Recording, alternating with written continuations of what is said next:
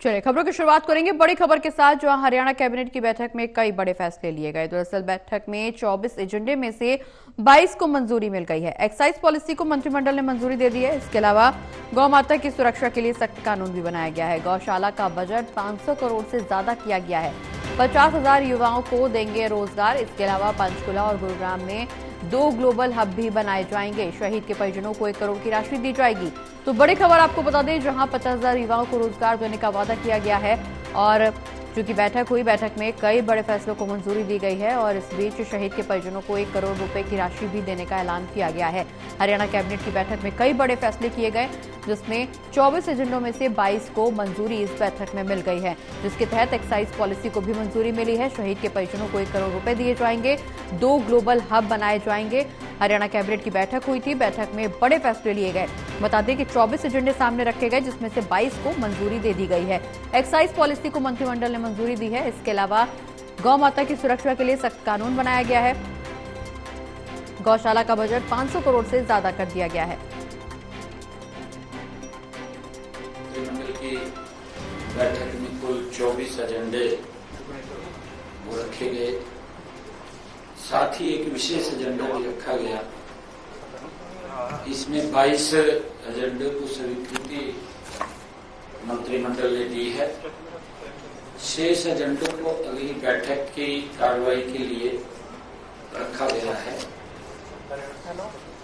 मैं आपको बताना चाहता हूं कि जो एजेंडों के ऊपर पास हुए हैं, चर्चा रखी गई है, मंत्रिमंडल ने जो नई गौशालाओं के लिए उनकी भूमि खरीद के लिए या बिक्री के लिए उसकी डीड दस्तावेज पर लगने वाला स्टैंप शुल्क वो 0 कर दिया है।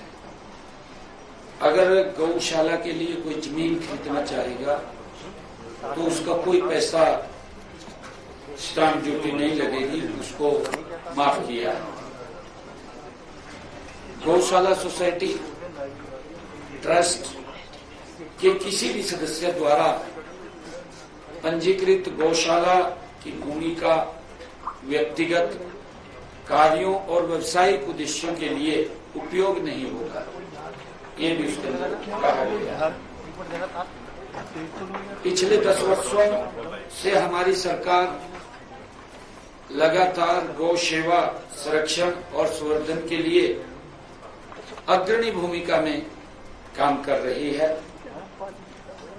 हमारी सरकार का उद्देश्य है कि गौ माता की सुरक्षा के लिए हमने जो सख्त कानून बनाया है। पहले गौ सेवा आयोग का बजट केवल 2 करोड़ रुपए था।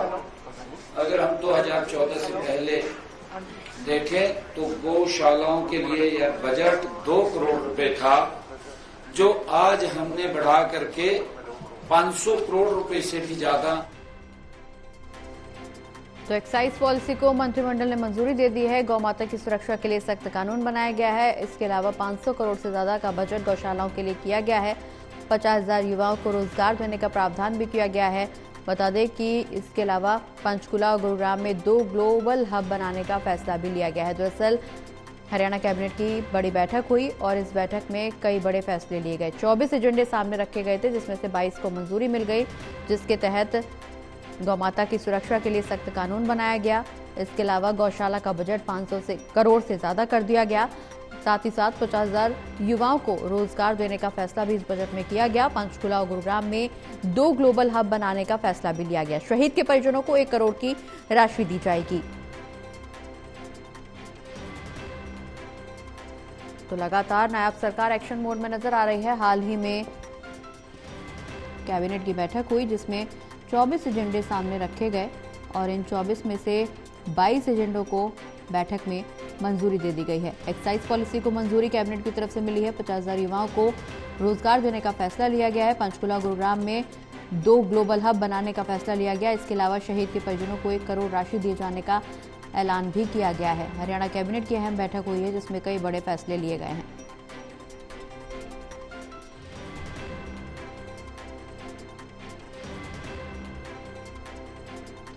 गौ माता की सुरक्षा के लिए कानून बनाया गया है। गौशाला का बजट 500 करोड़ से ज्यादा कर दिया गया है। इसके अलावा 50,000 युवाओं को रोजगार देने का ऐलान भी किया गया है।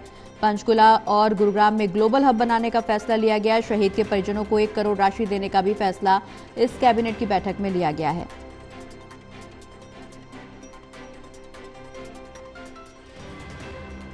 ज्यादा जानकारी के लिए हमारे साथ एसोसिएट एडिटर देवेंद्र कथुरिया जी फोन लाइन पर जुड़े। देवेंद्र जी, कैबिनेट बैठक हुई, कैबिनेट की बैठक में बड़े फैसले लिए गए जिसमें 24 एजेंडे सामने रखे गए थे। 22 को इस बैठक में मंजूरी मिल गई है। एक्साइज पॉलिसी के साथ साथ 50,000 युवाओं को रोजगार देने का फैसला लिया गया। पंचकुला गुरुग्राम में ग्लोबल हब बनाने का फैसला लिया गया। शहीद के परिजनों को 1 करोड़ रुपए राशि देने का ऐलान भी इस बैठक में किया गया। तमाम बड़े फैसलों पर मोहर लगी है इस कैबिनेट की बैठक में। देखिए, प्रगति एजेंडे में 24 बिंदु थे, 24 मुद्दों पर चर्चा हुई, जिनमें 22 को अप्रूवल मिल गई है, मंजूरी मिल गई है। इनमें बड़े ये कि जैसे गुरुग्राम में पहले ग्लोबल सिटी बन रही है, अब चूंकि दूसरा चमकता गुरुग्राम सबसे विकसित जिला है। दूसरे जिले की बात करें जो विकास की दृष्टि से बहुत आगे, वो पंचकुला है, चंडीगढ़ से सटा हुआ। पंचकुला में वैसे भी हरियाणा गवर्नमेंट के कई हेडक्वार्टर्स खुल चुके हैं, उसको एक वैकल्पिक राजधानी के तौर पर हरियाणा गवर्नमेंट ने तैयार किया हुआ है। इससे पहले की जो सरकार थी, तो पंचकुला को भी ग्लोबल हब बनाने की तैयारी है, जैसे गुड़गांव में ग्लोबल सिटी बन रही है। तो इसके अलावा 50,000 युवाओं को नौकरी देने की बात है। ताजा विवाद, जो मौजूदा विवाद चल रहा है पानी को लेकर, हरियाणा की चिंताएं लगातार बढ़ी हुई हैं।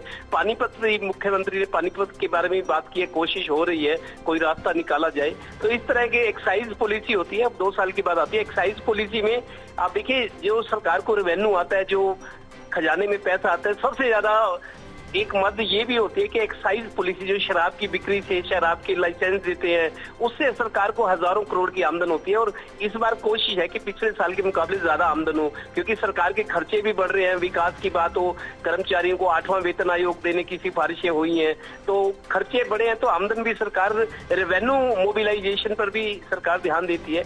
इसी तरीके से बहुत सारी चीजें हैं, अप्रूवल मिली है उनको, अप्रूवल मिली है, धीरे धीरे उन पर काम भी शुरू होगा। कुल मिलाकर मुख्यमंत्री नायब सिंह सैनी के बारे में ये है कि उदारता से पेश आते हैं। कोई भी चीजों, कर्मचारियों की, पेंशनर्स की मांग हो, किसी आम लोगों की मांग हो, तो उसमें मतलब उदारता बरतते हैं, ये देखा गया। तो आज 24 में से 22 बिंदुओं पर चर्चा हुई और उनको अप्रूवल मिली है। और धीरे धीरे विकास के काम, सोशल वेलफेयर, यो भी जिसको राहत देने की बात है, डेवलपमेंट की बात है, सभी पर मतलब चर्चा हुई है। और काम को अब आगे तेज 3 गुना रफ्तार से, जैसा मुख्यमंत्री कह रहे, तिगुनी सरकार, तीसरी बार ट्रिपल इंजन सरकार, तिगुनी रफ्तार, वो रफ्तार अब सरकार को दिखानी होगी। जी चलिए, बहुत बहुत शुक्रिया देवेंद्र जी, तमाम जानकारी हमारे दर्शकों तक पहुंचाने के लिए। आप बने रहिए हमारे साथ, हम फिर लौटेंगे आपके पास।